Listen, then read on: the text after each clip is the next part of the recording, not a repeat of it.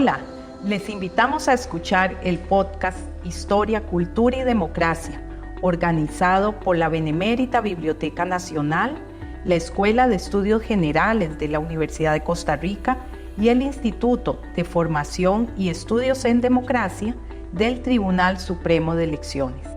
En este episodio estaremos con Jorge Vargas Cuyel, director del programa Estado de la Nación. Podrán escucharnos en Spotify, Apple Podcasts, YouTube y Facebook. Saludos a todos los que nos escuchan. El día de hoy tenemos como invitado al doctor Jorge Vargas Cuyel, director del programa Estado de la Nación, quien viene a conversarnos amablemente sobre este proyecto de investigación que se inició desde el año 1994. Muchísimas gracias a Jorge Vargas por acompañarnos y por aceptar esta invitación a conversar sobre los orígenes y el desarrollo de este gran centro de investigación que le aporta al país una gran cantidad de información necesaria. Jorge, ¿qué es el programa Estado de la Nación? Yo diría que es un centro de conocimiento y de innovación sobre el desarrollo humano de un país, de los grupos, de las regiones, tanto para Costa Rica como para Centroamérica. ¿Y cómo se inició? Se inició, como todo, en una marcha universitaria, hay que decir, a inicios de los años 90, que estaban buscando presupuesto y pidiendo plata, y en ese caso Miguel Gutiérrez Axe, que es el director fundador, dijo, bueno, nosotros estamos pidiendo, pero las universidades podemos dar más. Y ahí fue la génesis, y eso se conectó con dos cosas más. Una es que Naciones Unidas estaba iniciando con la práctica de hacer informes nacionales de desarrollo humano, y ahí ha estado colocando el concepto de desarrollo humano como algo alternativo a esa visión que prevalecía en esa época del desarrollo como crecimiento económico. Usted crecía económicamente y estaba perfecto. Entonces, una noción más amplia de desarrollo humano centrado alrededor de las personas. Y la tercera cosa que se conectó fue un enorme vacío de información. El Estado costarricense había perdido capacidades para dar seguimiento a lo que estaba pasando en el desarrollo del país. Entonces, las tres cosas, alguien que dice, caramba, tenemos que dar más, una institución internacional que dice que hay un concepto que es más amplio, que puede ayudar a entender mejor cómo las naciones están generando progreso, y en tercer lugar, un gran vacío, ¿verdad? Entonces ahí universidades, Naciones Unidas se acercaron, y en ese momento estaba naciendo la Defensoría de los Habitantes, ¿verdad? Y se unieron y crearon una sociedad, crearon toda una estructura de gobernanza que fue el origen del programa Estado de la Nación, que en esa época se llamaba Proyecto. Proyecto de Estado de la Nación en Desarrollo Sostenible. Correcto. ¿Y qué otras instituciones intervienen en el programa? En esa época temprana tuvimos un cuarto socio, que fue la Unión Europea, que estuvo impulsando mucho eso, y fue gracias a la intervención de la Unión Europea que a finales de los años 90 empezamos a trabajar también en Centroamérica, tratando de hacer centros de investigación, de conocimiento, de innovación en la investigación para entender lo que estaba pasando en esos países, que muchos de ellos recién estaban saliendo de guerras civiles extremadamente cruentas y tenían ante sí el gran reto de construir la paz. Entonces, ese fue el cuarto socio. Esta sociedad se mantuvo durante los primeros 10 años, hasta alrededor de 2002-2003, cuando Naciones Unidas y la Unión Europea, que son entidades que tienen lógicas de proyectos, o sea, los proyectos empiezan y terminan, de pronto tenían frente a sí un animal muy raro, porque todos los años el Estado de la Nación volvía a empezar. Entonces dijeron, vean, nosotros pues ganamos premios internacionales a la excelencia y todo, pero para nosotros es muy raro seguir como socios permanentes, porque nuestra lógica es de proyectos. Y ahí fue donde las Naciones Unidas, las universidades públicas y la Defensoría dijeron, miren, no importa, nosotros nos comprometemos en que el Estado de la Nación siga ahora como una iniciativa nacional, ¿verdad? Con un ámbito centroamericano, pero nacional, nosotros les vamos a dar cobijo. Y ahí es donde el proyecto Estado de la Nación se convierte en programa del Consejo Nacional de Rectores y se convierte también en una especie de entidad interuniversitaria que trata de articular las capacidades de investigación de diferentes centros de las universidades, de ponerlo al servicio del examen de esta noción de desarrollo humano sostenible, y se inicia una nueva etapa a partir del 2003 del Estado de la Nación como programa del Consejo Nacional de Rectores en asocio con la Defensoría, y bajo ese esquema es que estamos nosotros. Hasta el día de hoy hemos seguido teniendo tratos con Naciones Unidas en determinados proyectos, pero ya no como socios. Qué cantidad enorme de instituciones que se han ido y que han ido interviniendo en esta investigación tan profunda. ¿A qué le dan prioridad? Empezaron por lo económico y el desarrollo humano. Vamos a ver, el desarrollo humano, lo bonito, la belleza del concepto es que dice que el bienestar y el progreso, la medida son las personas. ¿Qué tan bien le va a las personas? Y la capacidad que tiene una sociedad de convertir el crecimiento económico en vidas más largas, más saludables, más dignas y en armonía con la naturaleza. Entonces, con un concepto tan amplio, usted no tiene que decir, no, primero va lo económico o lo social. No, en realidad usted tiene distintos aspectos que usted analiza sin un orden de prioridad. Pero usted tiene que, y nosotros siempre analizamos qué estamos haciendo en la parte ambiental. ¿Por qué? Porque sin los ecosistemas no somos nada, nosotros somos parte del ecosistema. Analizamos qué pasa con las oportunidades de solvencia y estabilidad económica, porque es el tema de la producción de riqueza. Vemos qué pasa con la equidad social, que tiene que ver cómo se distribuyen los frutos, pero vemos también qué pasa con los aspectos políticos, con la democracia. Entonces, yo le diría a Carolina que no hay una prioridad, sino lo que hay es una integración de temas que siempre tienen que estar siendo investigados. Y en eso se incorpora también la región Centroamérica. Correcto. Nosotros tenemos casi 30 años también de estar trabajando en Centroamérica. Originalmente fue ese interés que yo le decía de la Unión Europea, decir, bueno, resulta que hay países que están saliendo de las guerras civiles, de un periodo espantoso, sería bueno que desarrollen capacidades locales para poder investigar, conocer y entender lo que les está pasando para que tomen mejor las decisiones, ¿verdad? Entonces, originalmente fue eso. Después la Unión Europea se movió, hemos tenido socios, otros países europeos, en otros casos la Unión Europea ha sido socio también, ya no tan permanente, sino sobre aspectos. Hemos trabajado también con la cooperación norteamericana, con el Banco Interamericano de Desarrollo, con el Banco Centroamericano de Integración. Sí, en Centroamérica el arreglo es un poquito distinto, Carolina, porque en Costa Rica prácticamente toda la operación nuestra, una buena parte de la operación la garantiza el fondo, una parte pequeñita del Fondo Especial de la Educación Superior. Pero en Centroamérica las universidades lo que dicen, mire, nosotros podemos poner un 35, un 40% de la plata. El resto, para poder hacer la investigación en Centroamérica, tiene que conseguirse socios.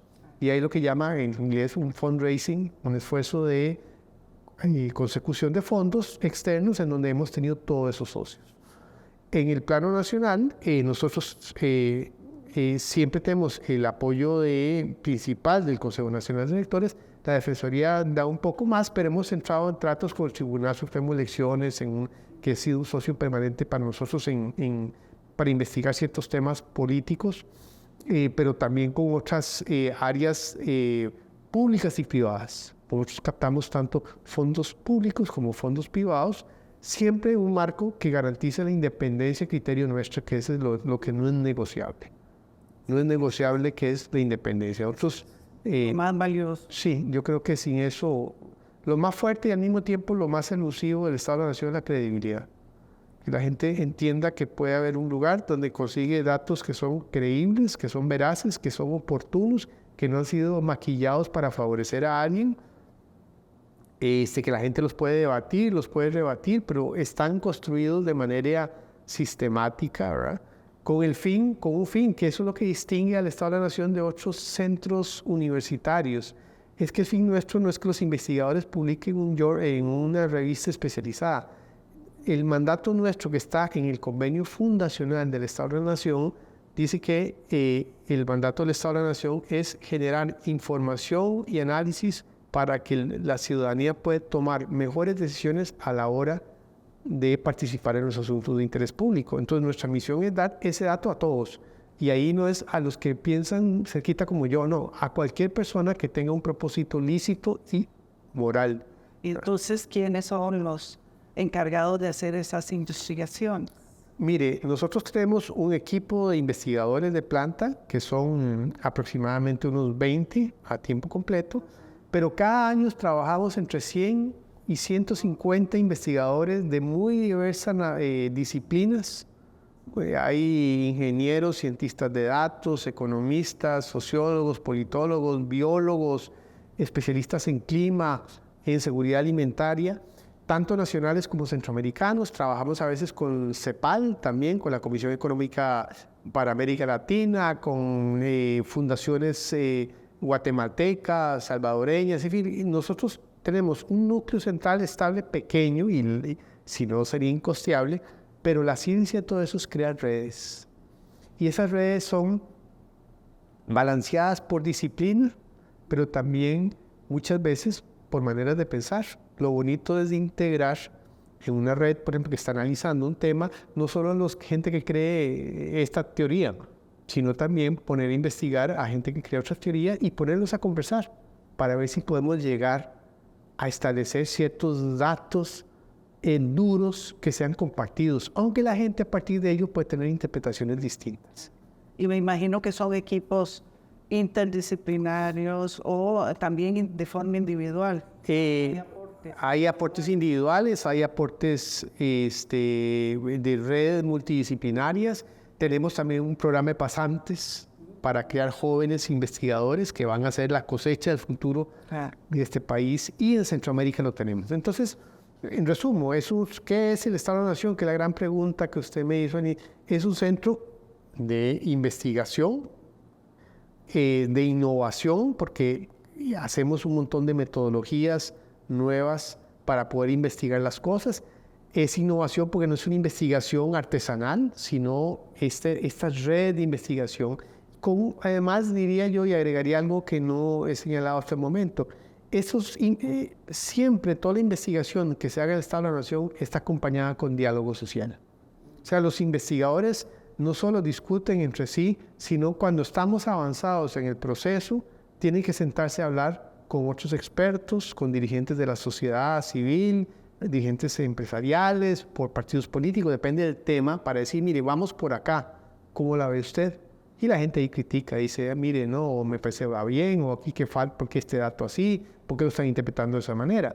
Entonces, piense que parte de la innovación es no solo el hacer metodologías de investigación novedosas, sino sobre todo traer a la gente a conversar sobre una investigación que es rigurosa académicamente. Entonces es un proceso de investigación y de diálogo social para poder llegar a un dato o un análisis que la gente diga, sí, me parece que está sólido, y en algunos casos es la base para poder pensar soluciones a problemas. Imagino entonces que ese ha sido el secreto para mantener la calidad de un programa del Estado de la Nación por casi 30 años, con esa credibilidad a nivel nacional e internacional. Sí, yo diría que sí, Carolina. Aparte es que el proceso de llegar a esos datos o esas conclusiones es un proceso que está abierto a la crítica, ¿verdad? Cuando hacemos cada año nos reunimos 60, 80 o más sesiones, talleres con gente muy diversa. Piense que además de esas redes de investigación, invitamos alrededor de 300 personas a discutir cada año en las distintas áreas que hacemos. Entonces, hay de todo, gente que le dice, mire, eso está muy malo, tiene que mejorarlo. ¿Cómo es posible que no hayan ustedes referenciado tal y tal cosa? Eso ayuda a tener un control de calidad. Y no es que lo hace a usted infalible, pero la gente entiende que aun cuando usted pueda errar, o no hacerle mejor interpretación o no tener el dato, la gente sabe que no es que hubo cocina oscura en mano peluda, ¿verdad? Sino que la ciencia es un proceso de aproximaciones sucesivas. Claro. ¿Y cuáles han sido esos momentos en que ha sido fundamental la participación del PEN en asuntos políticos, sociales, económicos, educativos? Yo diría que ha habido varios momentos. Tal vez pienso en los siguientes. En primer lugar, en el año 2000, cuando estaba la gran, digamos, el conflicto social sobre el combo del ICE, y nosotros estábamos apenas en nuestros años iniciales, pero ya teníamos un espacio público y fuimos parte de todo el proceso que permitió llegar digamos, a las negociaciones y a las conversaciones para terminar con, digamos, las manifestaciones y ver cómo se podía dar salida a una solución que era muy tensa y que parecía que Era un enlace, digamos. Fuimos parte de las conversaciones de que hubo, por cierto, aquí muy cerca, en el edificio del tribunal, para ver las partes en el gobierno y las personas que estaban protestando, que no eran una sola monolítica, sino distintas partes, de cómo podían llegar a bajar las aguas y encontrar una salida a una cosa que obviamente no tenía viabilidad política. Yo diría que fue uno. Hubo otro momento y ahí salimos muy reforzados, hay que decir, porque fuimos no parte de las partes, sino parte de la gente que estaban en el centro tratando de encontrar puntos de encuentro. Un segundo momento, y estoy señalando algunos, ¿verdad? Hay otros. Yo diría que en el 2008, cuando el proceso 2006-2007, perdón, durante el Tratado de Libre Comercio, el Tribunal Supremo de Elecciones le pidió a CONARE que nos permitiera a nosotros tratar de hacer un documento que la ley manda que la ley manda hacer al tribunal en todo tema que se vaya a un referéndum. Claro, ahí quedamos como cucaracha en bisagra, hay que decir, ahí salimos muy golpeados porque no hubo un espacio y lo que intentamos es hacer un texto con un proceso de diálogo entre las partes, simplemente no hubo las condiciones políticas para eso. Produjimos el texto, pero entonces unos decían que estaba de un lado y que le estábamos haciendo el cachete al otro lado, pero nosotros ocupamos un espacio ahí porque no había en ese momento nadie más que incluso pudiera intentarlo, hacer un documento que era el documento que la ciudadanía iba a recibir. Sí, más explicativa era.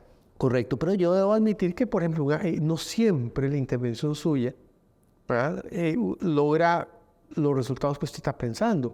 Pero, digamos, así que fuimos objeto de controversias y todo, pero yo diría que ese es un segundo momento en que mostró también que el Estado de la Nación, aun cuando no lograra el objetivo que el tribunal le había pedido, que creara un documento neutral, fue imposible, tenía una marca que no se iba a caer por eso. Yo diría que un tercer momento que yo destacaría más reciente fue en el 2020, cuando a instancias de la presidencia del Congreso y la presidencia de la República le pidieron al Estado de la Nación que intentara un diálogo, porque se había llegado a un punto muerto. Nosotros lo intentamos, el diálogo no en las condiciones que nosotros pedimos o establecimos, no fructificó. Era un diálogo para atender la emergencia fiscal que en ese momento se estaba viniendo, que tenemos pandemia, el inicio de la aplicación de la reforma fiscal, tremendas protestas, pero hizo una cosa muy importante, que le quitó el oxígeno a los violentos, que en ese momento estaban con fuerzas muy oscuras tratando de crear, de soliviantar el orden público y sobre todo en ciertas regiones en asocio con gente y grupos muy complicados. Bueno, digamos ahí la parte interesante es que aunque el diálogo finalmente que ocurrió no ocurrió en los términos que el Estado de la Nación, la intervención nuestra sin saberlo le trasladó la conversación o la iniciativa de las calles y de la violencia a decir tenemos que hablar, ¿verdad? Y creo que eso fue un tercer momento. Y después habrían otros momentos en donde el Estado de la Nación ha ayudado a las partes a generar entendimientos básicos comunes sobre política pública en distintas áreas, pero destacaría esos tres. El Estado de la Nación a lo largo de estos casi 30 años de existencia se ha ido especializando y ha hecho otro tipo de informes, no solo para Costa Rica. La Unión Europea dijo, bueno, ¿por qué no lo intenta en Centroamérica? Y eso fue el nacimiento del Informe Centroamericano de Desarrollo Humano, que el primero fue en 1999 y el último en el 2021, y vamos a publicar el próximo, el siguiente, en el 2025. ¿Y por qué eso? Bueno, originalmente, porque como expliqué, las Naciones Unidas querían que eso ayudara a las transiciones de la guerra a la paz y a construir sociedades mejores, pero después nosotros dijimos, independientemente de la Unión Europea, Costa Rica tiene que saber qué es lo que está pasando en el vecindario. En el año 2005 nos cayó un tercer mandato, que en este caso fue el Poder Ejecutivo de aquella época, le pidió a las universidades hacer un sistema de seguimiento y evaluación de la educación en Costa Rica. Y las universidades, después de conversar esto dijeron, bueno, mejor que lo haga el Estado de la Nación. Porque ponernos de acuerdo entre cuatro y que lo haga yo y cuánto haces vos, entonces dijeron, no, el Estado de la Nación lo hace. Y entonces surgió el Estado de la Educación, que el año entrante vamos a publicar la 10ª edición. Es un informe bianual, especializado solo en educación. Entonces ya llevábamos 3, seguimos adelante y en el 2010-11 llegó la Corte Suprema de Justicia y dijo, uy, vea, don Luis Paulino Mora, hay que decir, no sin resistencias internas muy fuertes de la misma Corte Suprema, que siguen hasta hoy, dijeron, miren, necesitamos un informe independiente de cómo está el judicial funcionando. Y ese fue el origen, firmamos un convenio años después, y ese fue el origen del Estado de la Justicia, que la primera edición es en el 2015 y en el próximo año vamos a publicar la 4ª edición del Estado de la Justicia, que es especializado en lo que académicamente se llama Judicial Politics, o el estudio de lo judicial, pero de una perspectiva no legal, sino como política pública. Temas de acceso, de transparencia, de eficacia y eficiencia. Y eso ha implicado crear toda una comunidad de investigación y todo especializada en ese campo. Y finalmente, lo más reciente es el área de ciencia, tecnología e innovación.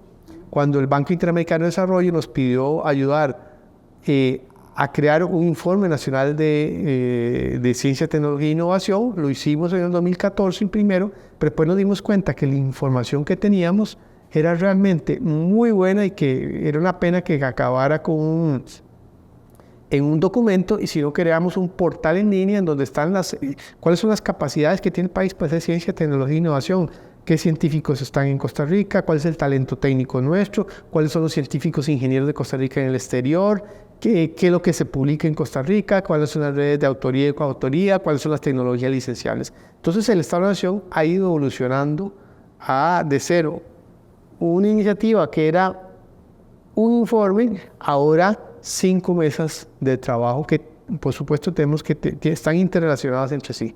Y parece que crecen las necesidades de seguir investigando en estos y muchos otros campos, ¿verdad? Mire, Carolina, es que hace 30 años el vacío que usted vino a llenar es que no se sabía, o la pregunta era ¿cómo va Costa Rica? ¿Hacia dónde va Costa Rica? Entonces el Estado de la Nación empezó. Pero hoy en día esa pregunta usted la sigue investigando, pero ya no es el foco. La gente ahora llega con demandas muy específicas. Por ejemplo, mire, ¿qué ocurre con las presas en el cantón tal? ¿Cómo es posible solucionar eso? Bueno, es obligado a otro tipo de investigación, por ejemplo, nosotros con información de Waze y de Google Maps. Entonces lo que quiero decir es que, y así hay un montón de cosas, que ya la gente no viene con preocupaciones generales. La demanda sobre el Estado de la Nación ha cambiado radicalmente. Desde el cuénteme para dónde va el país, a dígame cómo hacemos para subir las escuelas de currículum completo en el nivel primario de un 8% a la mitad que tenemos que hacer. son dos calidades de demanda de información totalmente distintas y requieren una información que ya no una investigación que ya no es generalista. Es un dato específico que es territorial, que es segmentado de población, que requiere además un análisis mucho más allá de lo descriptivo y la aplicación de modelos de análisis estadístico mucho más complejos y ahora más recientemente de inteligencia artificial y ciencia de datos, que también estamos en eso. Increíble cantidad de información la que se maneja dentro de este programa de Estado de la Nación. Ahora, háblenos sobre el último informe que hicieron en el año 2023, desde la portada. La portada, para los que no se recuerdan, es un niño que está haciendo un castillo de arena, está concentrado en eso, pero hay un tremendo oleaje que viene. Hay un ar tempestuoso y obviamente la portada es un momento, pero como toda portada en los informes del Estado de la Nación, en cualquier área que hacemos, siempre cuenta una historia y mucho de la historia que uno quiera que sea. Evidentemente ahí lo que estamos diciendo, ojo, cuidado, hay aquí un peligro, pero a partir de eso uno puede hacer quién es el niño, porque está ahí, ¿verdad? ¿Quién está viendo al niño? ¿Lo va a socorrer o no? ¿Va a tener la previsión de ir o lo va a dejar solo? ¿Verdad? Pero la cuestión el mensaje principal que quisiéramos colocar ahí es que no estamos tomando las previsiones para el futuro que ya está acá, ¿verdad? Este país ha apagado las luces largas, no está discutiendo el año 2050 y mucha gente va a decir, pero ¿y por qué el 2050? Si faltan 20 y pico años. Porque la gente del 2050, los que van a estar trabajando ya nacieron. Ya nacieron hoy. Son los que están en la escuela, o están por entrar en la escuela, o están en el colegio, y entonces, ¿qué clase de 2050 usted quiere tener? Va a depender de qué clase de educación le va a dar ahora, ¿verdad? Lo mismo con pensiones. ¿Cuál va a ser la situación de pensiones? Ya, los señores mayores, los viejitos del año 2050, ya están. Sabemos cuánto van a hacer, salvo que venga una catástrofe. Sabemos cómo va a presionar los sistemas de pensiones. Entonces la discusión es ahora. Entonces, eso es lo que quisimos alertar con la portada. Sí, se nos está deteriorando el contrato social, que son ese arreglo social básico que nos permite convivir civilizadamente entre nosotros, y de alguna manera no estamos haciendo nada, ¿verdad? Y podrá no ser el mejor contrato social, pero es lo que tenemos. Así es. Entonces, cuéntenos si el informe del Estado de la Nación ha tenido en estos años y sobre todo en estos últimos impacto en la adopción o rectificación de política pública en Costa Rica. Sí, sí lo ha tenido en distintos alcances, en ciertas áreas. En otras áreas es como hablar con la pared. Sinceramente no ha sido posible, y yo lo digo con toda franqueza, en la parte de obras públicas y transporte, da lo mismo. Ahí usted, no importa con qué sea, usted se topa con una institucionalidad que no le interesa. Así, sencillamente, no le interesa. Pero, por ejemplo, usted trabaja con otras áreas, como ha sido en la parte política con el Tribunal Supremo de Elecciones, no es que le van a hacer caso a uno, pero la información y los análisis que uno le da, uno se da cuenta que tiene repercusiones y hay una reflexión orientada a la política pública. Ahora, ¿qué es la política pública que van a adoptar? Eso nosotros no tenemos ingeniería, pero uno siente esa plasticidad. Yo diría que también, a pesar de todo la dificultad que hemos tenido en las relaciones con cierta parte de la cúpula del Poder Judicial, en la Fiscalía, en la Defensoría de los Habitantes, Defensoría Pública, se han adoptado medidas muy específicas a partir de hallazgos y en la gestión misma del personal, de hallazgos que hemos podido hacer con información que incluso ellos no tenían tiempo de analizar y a veces ni sabían que la tenían, ¿verdad?